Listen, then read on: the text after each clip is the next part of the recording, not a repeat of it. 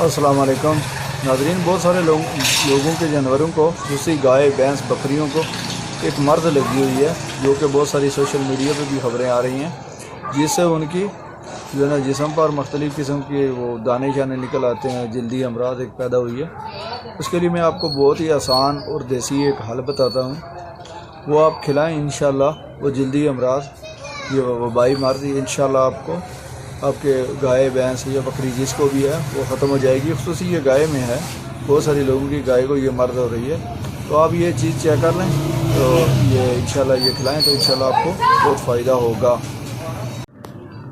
ये हैं जी वो 3 चीज़ें जो मैं आपको बता रहा था वीडियो में। ये पनीर रोटी है, ये काली जीरी और ये तुम्बा।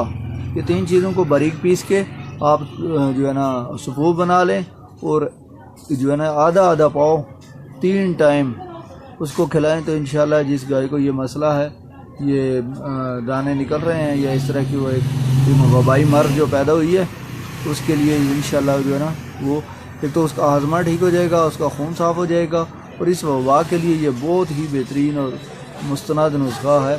बहुत सारे ये तबीबों की ये जो है ना तो मुतफ़िका फ़ैसला है कि ये अगर खिलाई जाए, बहुत सारी पैमानों पे ये टेस्ट हुआ है, बाकायदा लेबॉर्ट्री में इसका टेस्ट हुआ है, इससे बहुत सारे जो है ना जानवर मुस्तफ़ीद हो रहे हैं।